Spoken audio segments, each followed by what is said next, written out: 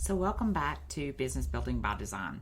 And I just wanted to say what a delightful conversation I had today with Heather Dominick. She is both highly sensitive and highly successful. And for more than a decade, she has trained and mentored highly sensitive entrepreneurs and leaders so that they're able to work less while making more impact and income.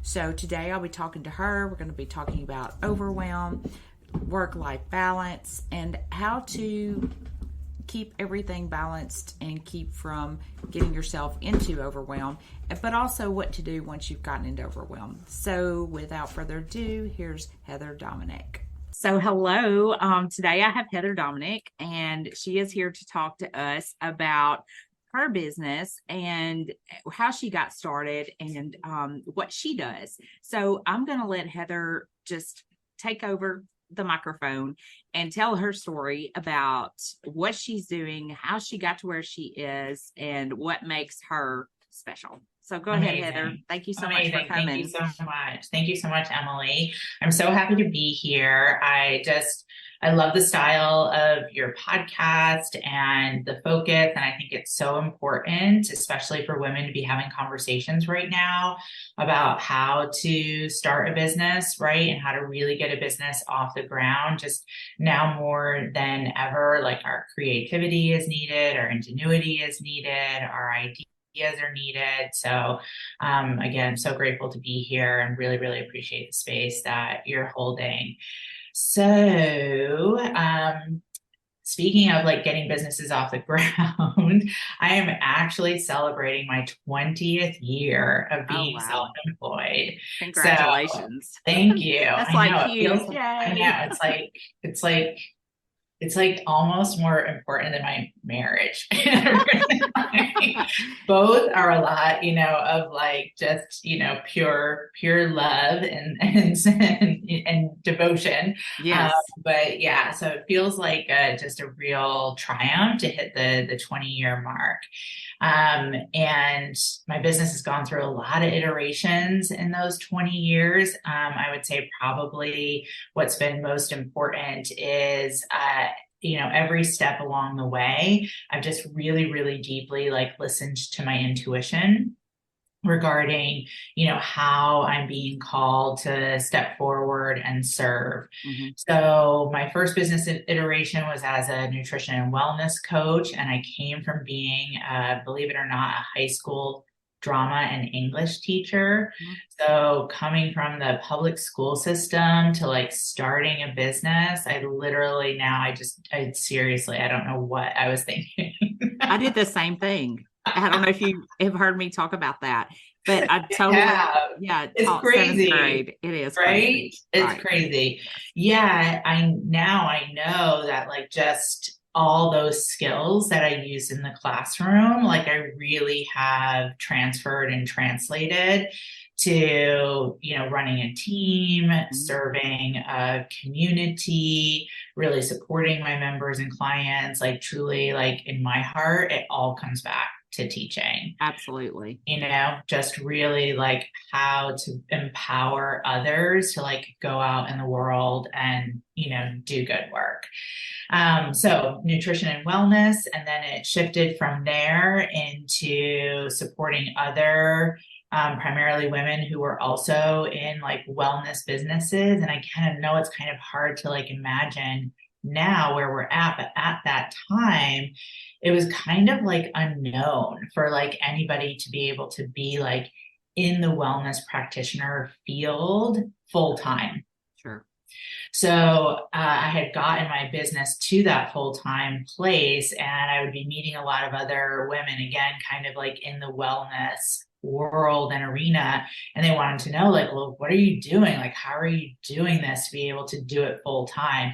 And I started sharing, and that was kind of what started to make that first transition from coaching people on their nutrition and wellness to supporting others in wellness and being able to grow their business. And then, about 8 years in, from a really challenging and difficult time, I discovered that I'm a highly sensitive person. And I didn't even know what that was at that time. And also again, at that time, there weren't a lot of people talking about like what it was to be a highly sensitive person. It's much more, prominent and well known and kind of in the zeitgeist these days. Understanding that I was a highly sensitive person really was revolutionary for me. And it just changed everything about the way I was going about being self-employed. And then very similarly, as I really got myself into a place where it was like, oh, okay, I have to go about marketing differently, selling differently, operations differently. And then I started sharing that with others who are highly sensitive as well. And now for over the last decade, I've really been growing this highly sensitive leadership revolution, supporting others who are highly sensitive, who desire to be self-employed, who really want to be empowered to be able to lead in their lives. And that is now the work that we do in the highly sensitive leadership training programs. Voila. That's awesome. That's so awesome. Well, congratulations for your 20 years. That's amazing. I'm in year 8. So, and of course, I've told my listeners, I came from that teaching, educating background, but I think so much of our job is educating. We're just educating others. We're empowering others. We're doing the same thing, just on a different platform, different level. That's right. And truly, I think, I was just talking to somebody today and they were like, people just think, oh, you own your own business. You can do whatever you want to. But, here I am today cleaning and sorting and doing all the things that, normal people do. So anyway, and it's about serving, like you said, serving is such a big part of owning your own business. So, and I think if you're not ready to serve others, then you've got a problem, because that's what being a self-employed is doing. So, yeah, absolutely. Well, I mean, if you're in a service-based business, right? I mean, if you're selling widgets, then more power to you. Right. But if you're working with people, then yes, right? Especially again now more than ever, we need people out in the world doing good work. Absolutely. Okay, so let's talk about 2 of the things that I was really excited that we're going to talk about is, one, how to create a true work-life balance without burning out. I think that's something that we struggle with, especially as women, because we have so many other hats that we have to wear. And I've talked about that before, but also how to stop overwhelm from holding you back in your business. So let's first touch on true work-life balance and how to keep from burning out. So talk to us a little bit about that. Absolutely.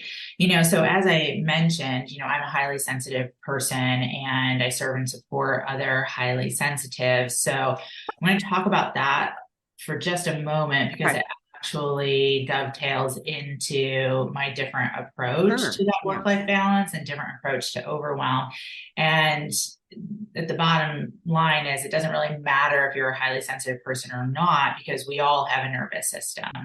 But let me again just kind of share a little bit. So being a highly sensitive person is actually psychologically research-based. It comes from work that was done starting in the mid-1990s.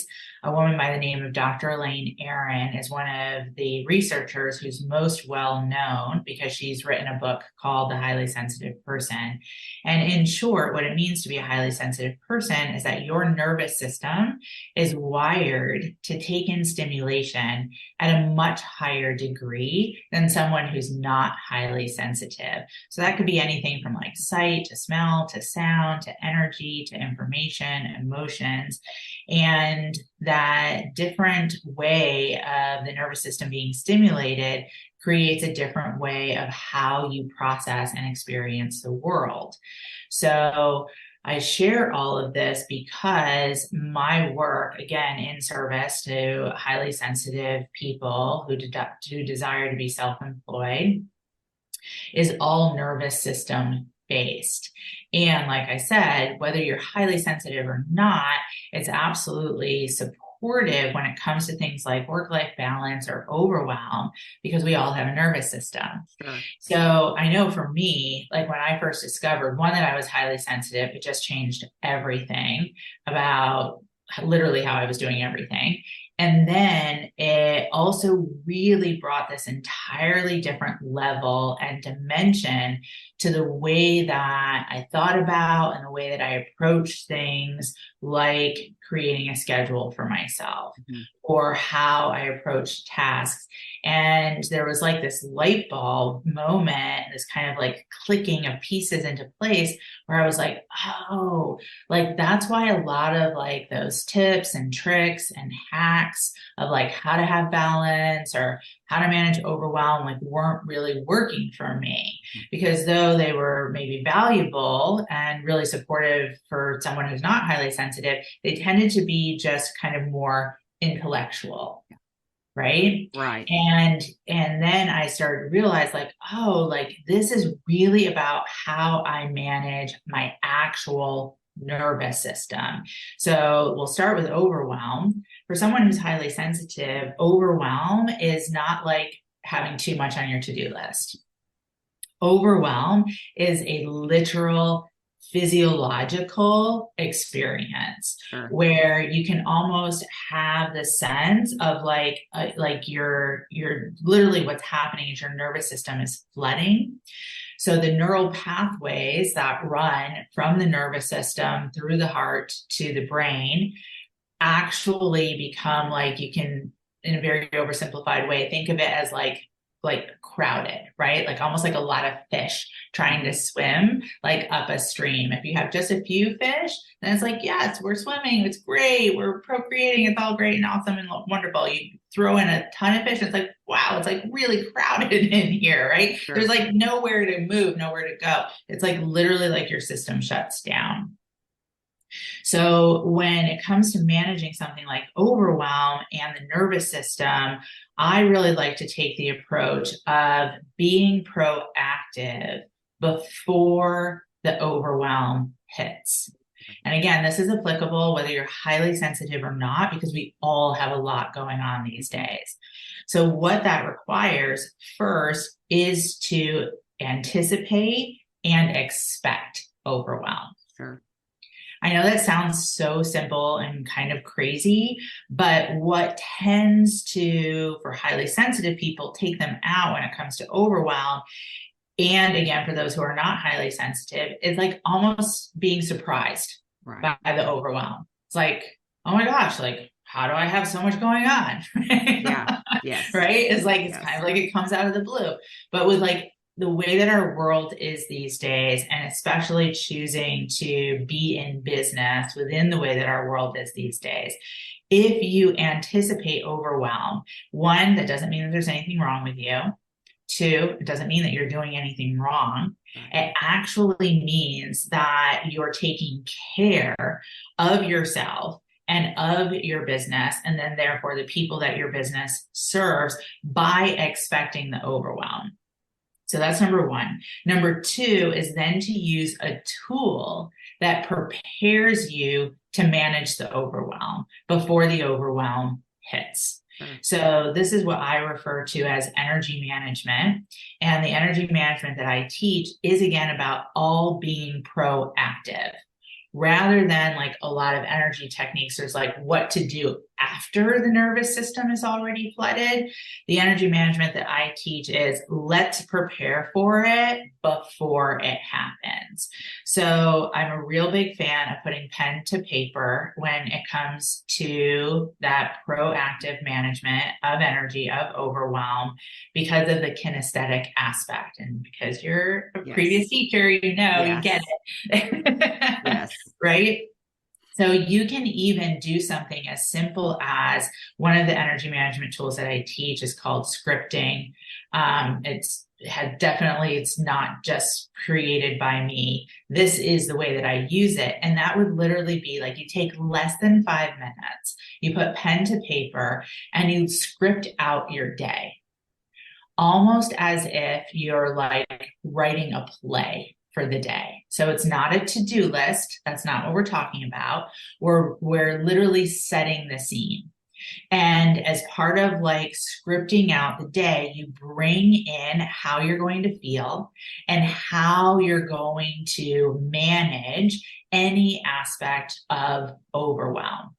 And what that does is, again, you're activating through that kinesthetic of pen to paper, you're activating the nervous system, firing into those neural pathways, connecting the heart brain to the head brain.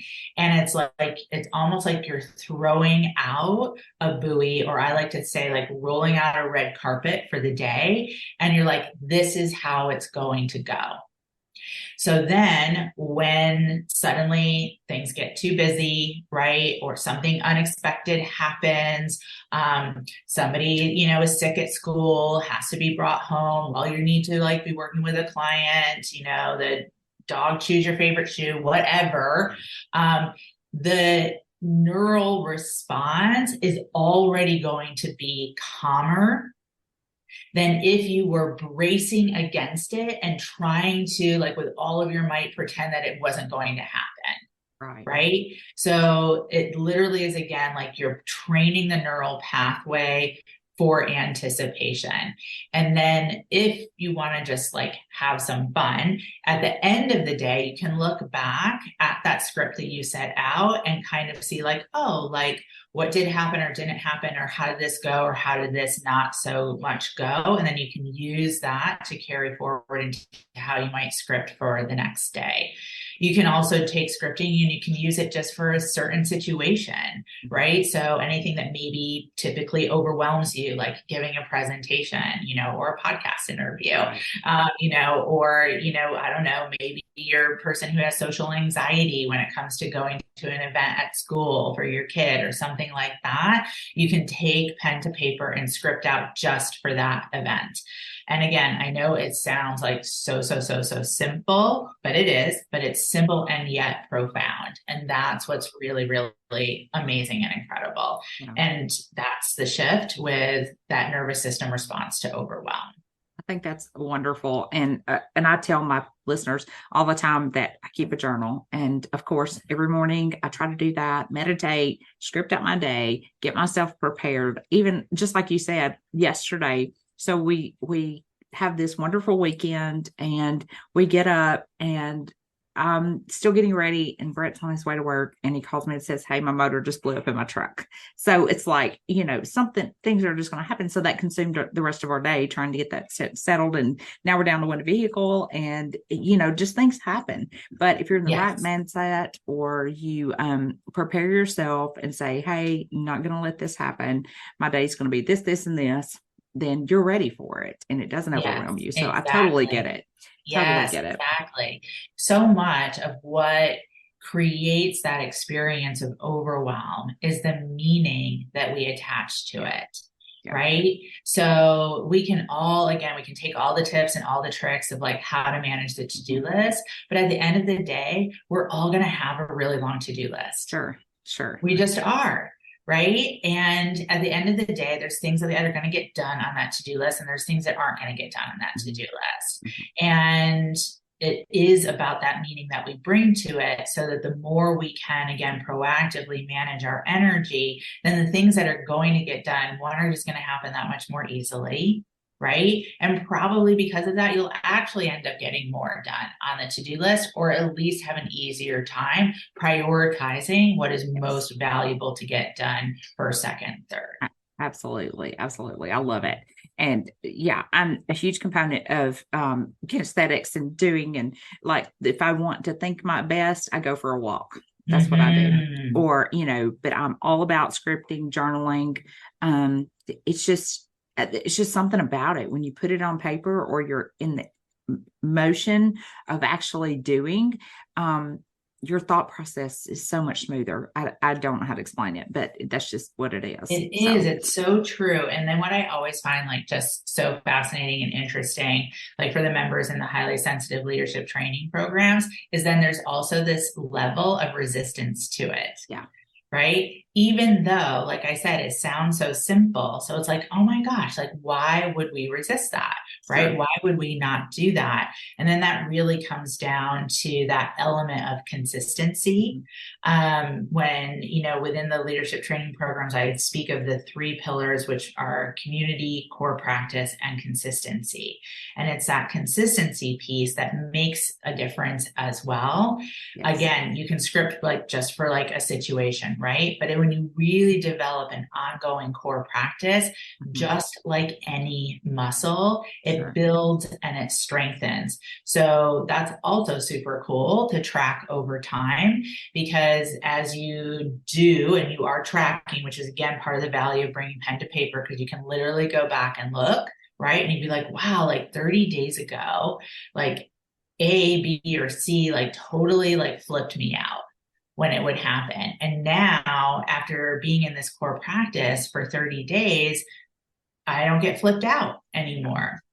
And that's like really, really an amazing aspect, of that ability to be consistent. But like I said, we tend to resist it. We're human, Yeah. right? So any aspect of change, even if we have a sense that it's going to be helpful and supportive for us, we will kind of like tussle with it, right? And that's just then where that community piece comes in, Sure. and being able to be surrounded by others who are kind of on a similar journey as you, and receiving support and accountability, even with something that again sounds so simple, right? Like, oh, I shouldn't need help with that. Mhm. And it's like the more that we can just be like, okay, yeah, you know what? It's actually better if I'm surrounded by others who are kind of in the same, journey as I am. It's just going to be that much easier. Sure. Okay, so on the flip side, so I know like if we can be proactive, but what happens if it catches us off guard and we get into that overwhelm? What are some things that we can do to readjust or get back on track? Yeah, absolutely. And again, it's going to sound so, so simple, but I'm going to go back to, that at the core of everything that I teach and train on, it's really about the nervous system. So very, very simple, yet again, super, super effective technique. If you suddenly find yourself in the midst of massive overwhelm, is hand on heart. Literally take the palm of your hand and place it on your heart. Now, the actual physical response is that the nervous system will immediately begin to calm. You can take that to a next step with a strong, steady breath. And I'm always a power of 3. So to just give yourself space, hand on heart, 3 strong, steady breaths. Now, literally, we can do that in under 15 seconds. Sure. But what's going to happen physiologically is, again, think of all of those fish swimming in the stream, right? And then suddenly they're just going to clear. They're all going to like jump over the waterfall, get to where they need to go. And there's just going to be like a few fish. And like the nervous system is going to calm. What happens when the nervous system calms? The nervous system again then makes the connections to the neural pathways in the head brain. And then what happens? Oh, then we actually have access to some creative solutions, right? We have access to that part of the brain, right? That is just going to allow for some inspired ideas to come in. It's literally when your nervous system is flooded, when you're in overwhelm, there's a part of the brain that's called the limbic, and it kind of works like, like a cover, like on a can, right? And the cover on the can is like opened when you're in overwhelm. And I really refer to that as your lid being flipped, literally. Yeah. And when the lid is flipped, it's like all the fish can come in, Yeah. right? And there's just like, you just cannot even like grasp like a thought of like what to do next. It's like kind of like you're frozen. And then you close the lid. That's what the hand on heart does. And this strong, 3 strong, steady breaths. You close the lid. And then that gives access to the part of the brain, which again gives you creative solutions. I also love hand on heart because you can just do that anywhere. Oh, absolutely. Especially for us, if we wear necklaces, Yeah. you can kind of like just pretend like you're just kind of playing with your necklace, right? And nobody even knows the wiser. Nobody's the wiser. But instant access to, again, that part of the brain is going to give you those creative solutions. Yeah. Well, I think that's so great. And two, you may have to do that a million times before you can, you have to train yourself and how to, again, it goes back to that consistency and training your practice and just recognizing those triggers, recognizing what gets you overwhelmed. That's right. So, that takes time. And I know, so, encouragement is to keep trying. Hand on heart, if Yes, you have to do it 20 times a day, it's okay. absolutely. It's Just actually really good for your nervous system. yes, for Yeah. sure. Yeah. So, keep at it even if you're struggling with that right now. So, okay. So, what are some ways that you think that it holds us back in our business, just having that overwhelm and I think we all know that, but just actually listening to someone else say it For and sure. to see how much it impacts our businesses. Oh my gosh, Um, absolutely. I mean, really, truly, so much. yeah.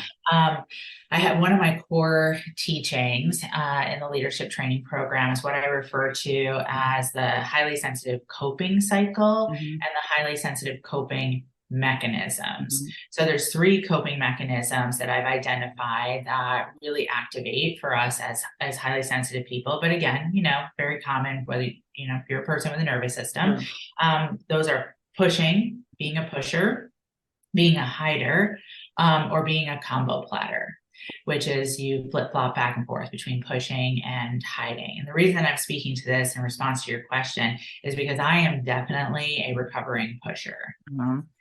And so when you ask the question of like, well, how does it impact the business? Before I had developed this teaching, and I don't even think I can't remember if maybe I had just discovered that I was highly sensitive. It was kind of somewhere around that time frame.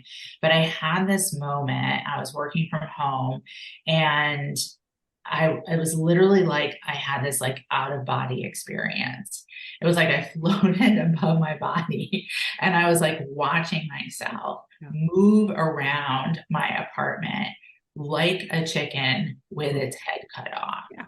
And I remember like being like just shocked and like kind of like really embarrassed Yeah. and just even like a sense of shame. I was like, oh my gosh, like what am I doing? And then I remember having like the thought connect of like, if I keep going like this, I'm literally going to like dead stop drop. Right. This cannot continue. Sure. I'm not going to be well. And I didn't even know at that time that that really was the start of what later were some, health repercussions and Yeah. consequences. But at least I had the wherewithal to like Right. have that thought. So it's that moment that I always go back to and really emphasize why it's so important to be proactive with the way that you work with your nervous system, how you manage that shadow of overwhelm, and how important it is to begin to change those coping Yeah. mechanisms. And why that's so key to kind of Hmm. emphasize and highlight is because coping is coping, Sure. right? We've Yes. all developed ways of coping that have served us well up until now. Yeah. When it comes to like taking on an endeavor like self-employment, taking on an endeavor like leadership, coping to get by is not going to be sustainable. Sure. And that's the point that I kind of really want to like highlight and emphasize because in the moment that I was running around with a chicken like my head cut off, like it wasn't great, but that moment by itself, Yeah. I don't think if I hadn't kind of had that out of body, like looking at myself, be like, yeah, like, so what's the problem? But Right. it's that moment times another moment, times Yes. 10 moments like that, times 100 moments like that, where then it is going to, suddenly feel like it comes out of the blue, but it's going to pile up Hmm. and it's going to really be detrimental. So it's going to be potentially detrimental to your health, which is what I experienced. Yeah. It's going to be detrimental to your business and how you're actually able to be sustainably productive long term. And, God forbid, cancel, clear, delete is going to be detrimental to your Yeah. relationships as well. And we don't Sure. want that for anybody. No. And I think so many people think that that way of doing business or that way of living is normal. And it's Yes, not. it's And not. no, and it will literally kill you. I mean, Yes, it's that's just right. it will eat at you. And like I said, it took me a long time to recognize that. Just like you had that aha moment and that out of body experience, and you recognize that. I think sometimes it takes that. And now I know that I can't let myself get there. So if That's you're right. living in that sense of, if I can just make it till Friday, if I can just make it till Saturday, if I can Well just make said. it till this is over or Yeah. this is over, Yeah. then that's not okay. No. So you need to kind of evaluate, step back, evaluate what you're doing, and kind of regroup. So, and I guess Yeah. that's Yeah. where you come in.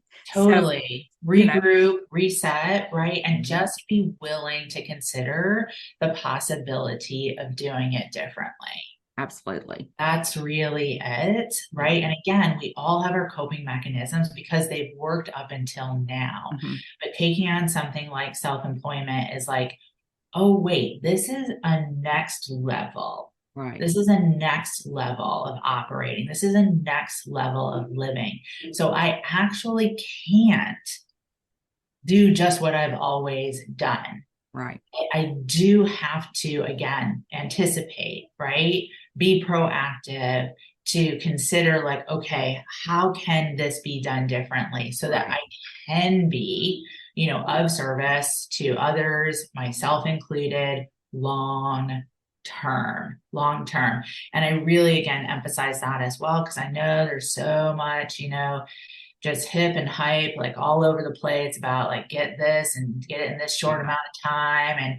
And I'm all about sustainability. Yeah. It's like, how long do you want to be doing this? Sure. And like, what do you want your legacy impact to be? And Absolutely. that's really, the ultimate place to be thinking from, and then to be, creating from. Absolutely. Well, I feel like we could talk about this for days, but I want you to tell our listeners like how they can get a hold of you, maybe something you've got coming up, where they can find you, some different programs that you might offer. For sure, absolutely. So www.businessmiracles.com. So businessmiracles.com. There's a free assessment there for you. One can just kind of help you understand if you are highly sensitive and to what degree are you highly sensitive and how to start working with that. You'll get a free success guide as part of that resource. Podcasts, starter kits, connect with me on social. It's all there. That's awesome. Businessmiracles.com. Awesome. And I'll put that in the show notes, but I love that name anyway.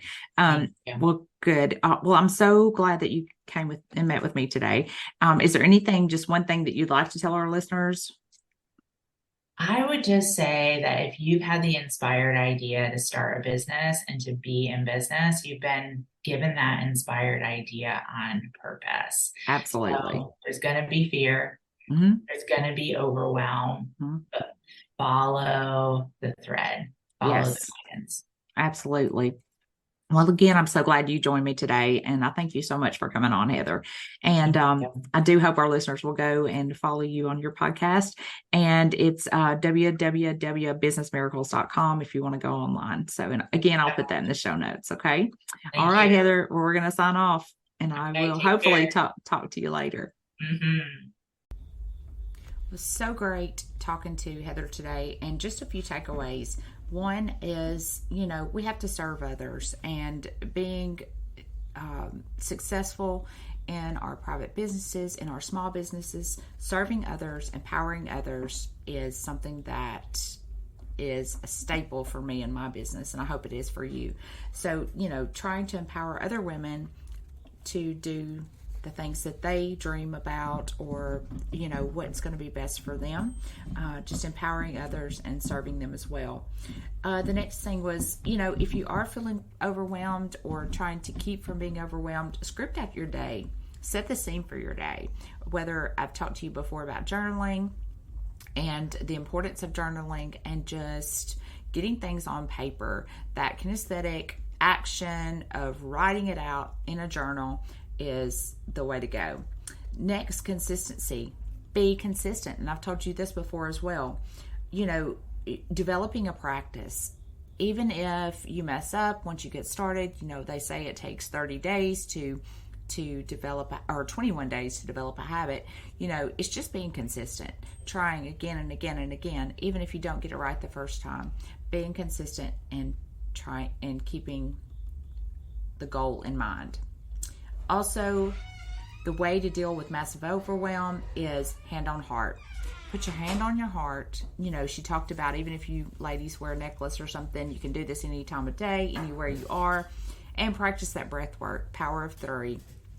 3 deep breaths, and I promise you that will take you a long, long way. So I hope you enjoyed today's episode, and if you want to reach out to Heather, then I'm including her links in the show notes as well. So thanks, and I hope to talk to you again soon.